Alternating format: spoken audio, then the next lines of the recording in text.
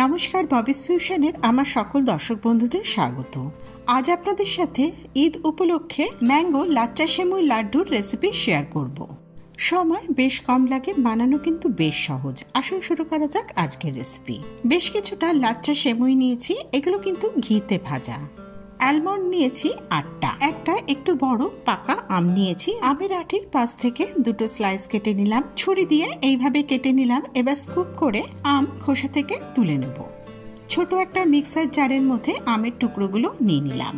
এইভাবে আম কাটতে আমার বেশ সুবিধা হয়। দুটো আমের স্লাইস থেকে আমের টুকরোগুলো নিয়ে মিহি একটা পেস্ট বানিয়ে নিলাম। 5 মিনিটের জন্য অ্যালমন্ড জলে ভিজিয়ে রাখবো, এতে খুব সহজেই খোসা ছাড়িয়ে নেওয়া যাবে। এবার আমি গ্যাসে কড়াই বসে 1 টিস্পুন সাদা তেল আর 1 টিস্পুন ঘি দিলাম। আপনারা সাদা তেলের পরিবর্তে পুরোটাই ঘি দিতে পারেন 2 টিস্পুন।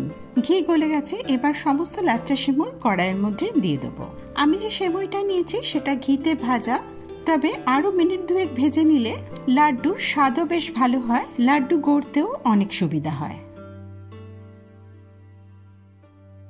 তবে ঘি তেল ব্যবহার না করে শুকনো কড়াইতেও ভেজে নিতে পারেন। সামান্য লালচে করে ভাজা হয়ে গেছে, এবার সমস্ত সেমুই একটা প্লেটের মধ্যে শিফট করে নেব।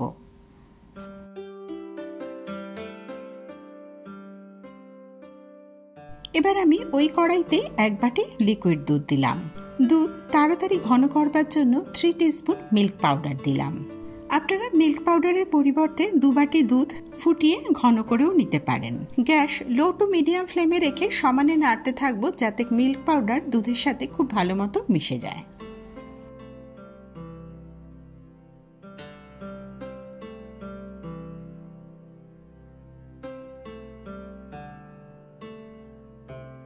দুটো ছোট এলাচের দানা বার করে বেটে নিয়েছি, সেটা দিয়ে দিলাম।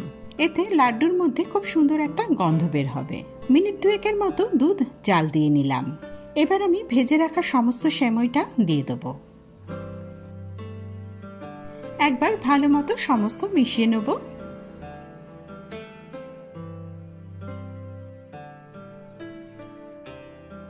এই অবস্থাতে সমস্ত আমের পাল্প মিক্সার জার থেকে দিয়ে দেবো কড়াইয়ের মধ্যে। টেস্ট করে দেখেছি, আমটা কিন্তু বেশ মিষ্টি। আমের মিষ্টি বুঝে আপনারা লাড্ডুতে চিনি দেবেন।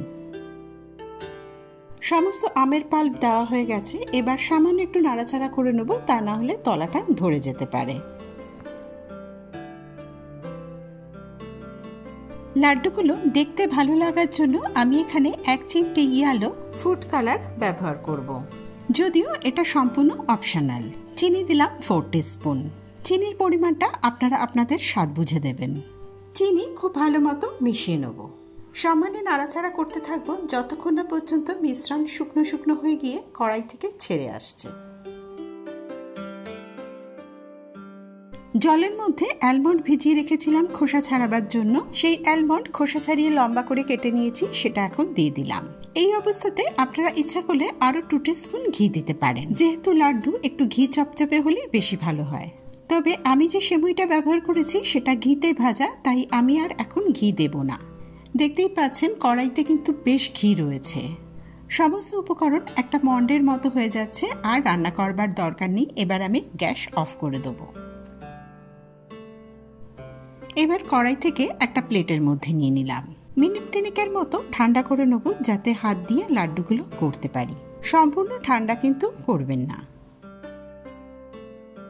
মিশ্রণ থেকে অল্প অল্প পোর্শন নিয়ে লাড্ডুর আকারে গড়ে নেব। লাড্ডু বানাবার পর সম্পূর্ণ ঠান্ডা হয়ে গেলে এয়ারটাইট কন্টেনারে করে রেখে দেবেন। নর্মাল ফ্রিজে রাখলে 7 দিন ধরে খেতে পারেন, আর ফ্রিজের বাইরে 1 দিন তো রাখতেই পারেন। আজকের এই ম্যাঙ্গো লাচ্চা সেমুই লাড্ডু রেসিপি কেমন লাগলো আমাকে কমেন্ট বক্সে অবশ্যই জানাবেন। রেসিপি ভালো লাগলে ভিডিওটা লাইক করবেন, বন্ধুদের সাথে শেয়ার করবেন। চ্যানেল সাবস্ক্রাইব করে বরাবরের মতো আমার পাশে থাকার অনুরোধ রইল।